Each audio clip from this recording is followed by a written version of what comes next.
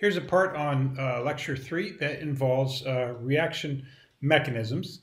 Reaction mechanisms are really important when we're looking at how a reaction gets from reactants to products. So let's look at the reaction for cellular respiration. We've got C6H12O6 plus 6O2 goes to 6CO2 plus 6 water. So we've got a very simple sugar there, glucose, plus oxygen goes to CO2 and water. That's how our cells create the CO2 that we exhale. Now, if we take a close look at those reactants there, notice that we have 7 reactant molecules there. Okay, we've said that reactions have to occur through collisions. And so think about any accidents you've seen in the past, car accidents, bike accidents, whatever. How many times have you ever seen 7 things collide at the same time in just the right place? Okay, probably never. Most collisions you see happen between 2 things. Sometimes they happen between 3. It's very, very rare to get above that. So what that means is it's really not very likely that a reaction like this is going to happen in one single collision where every molecule has the exact right energy, every molecule has the exact right orientation, and they're all colliding at the exact right spot, all at the exact same time. Okay, that's just really an unlikely event. And so that's where things like reaction mechanisms come into play. So what most reactions do is they occur in a series of small steps that we call elementary steps. Now, what are these elementary steps? Well, let's go back to our reaction there. And if you look back at all of the reactions we've looked at so far, we've always written our reactants turning into products. Okay, and that's a lot of times all we're worried about. But you know, if these were fairy tales, if we turn these reactions into fairy tales, it's a lot like once upon a time they lived happily ever after.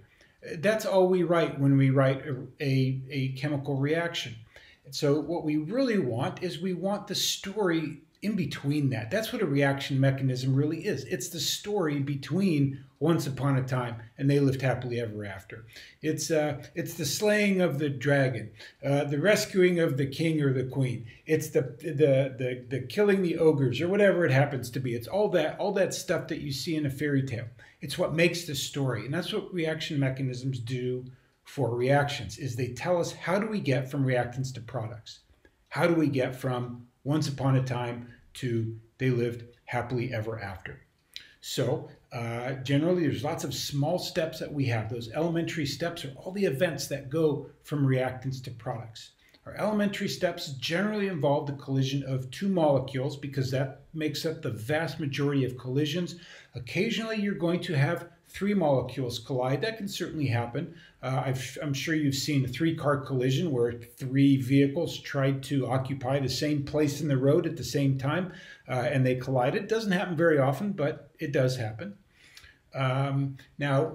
So we've established what an elementary step is, and a series of these elementary steps in very specific orders show us how all of these many different reactant molecules can become products. Okay, and that series of all of those single steps in getting from reactants to products is what we call the mechanism. So let's look at these elementary steps a little bit closer in detail. Let's look at a reaction A2 plus B2 going to 2AB.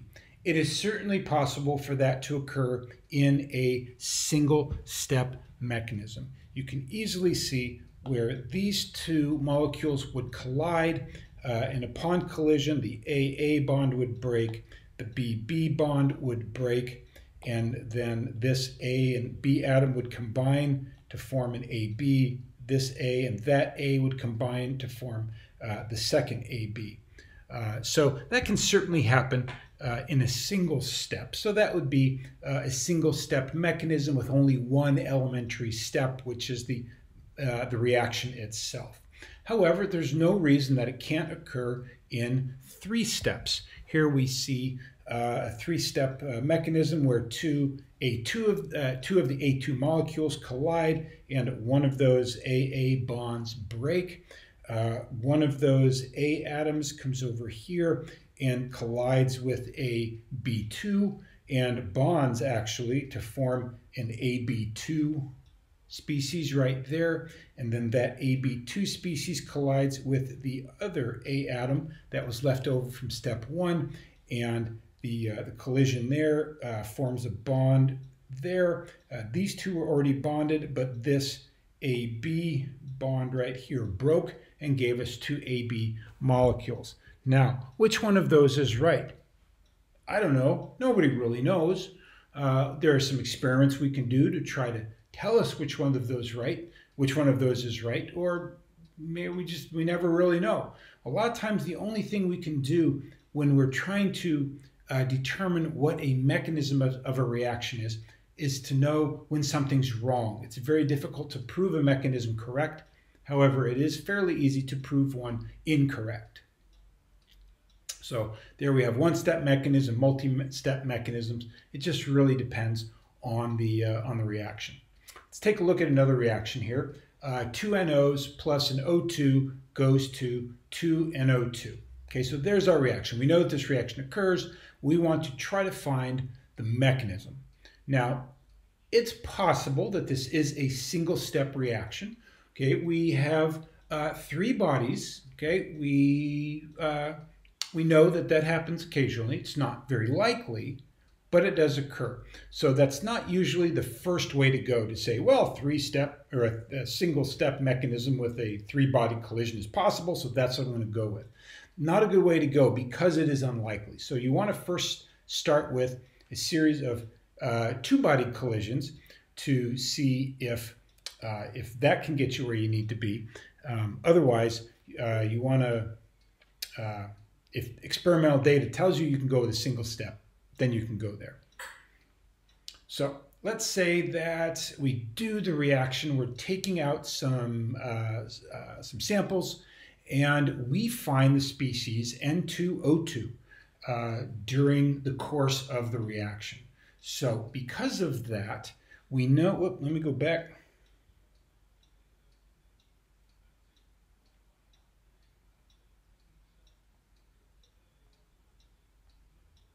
Okay, because of that, we know that this cannot be a single-step mechanism. And the reason is because there is nothing in this reaction here that creates N2O2. If this were a single-step reaction with only just that one elementary step, the only things I would see would be the NOs, the O2s, and the NO2s. The fact that N2O2 is formed during the reaction tells me that I have more than a single-step mechanism because it's not something that shows up in the overall reaction.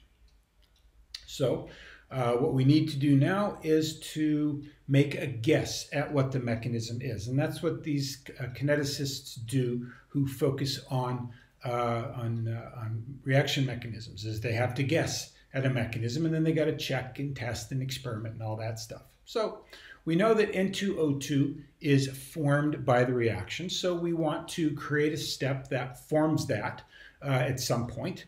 We also know that N2O2 does not show up in the final reaction, so that means that if N2O2 is made, we also have to use it up somewhere.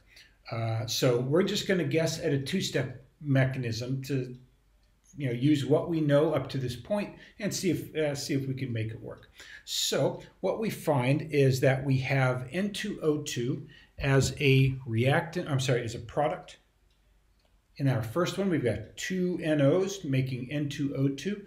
Notice that this elementary step is still balanced. Elementary steps still have to be balanced. I can't pull atoms out of the air and I can't make them go poof away either. So still have to balance my individual steps here. So 2 NOs collide and make an N2O2 species. Okay, since I know N2O2 doesn't show up in that final mechanism or in the final overall reaction, the N2O2 that I made, I have to use up. Since I only have a 2-step mechanism, I'm going to use it up in the next step. So N2O2 can react with O2, and that can form 2 NO2.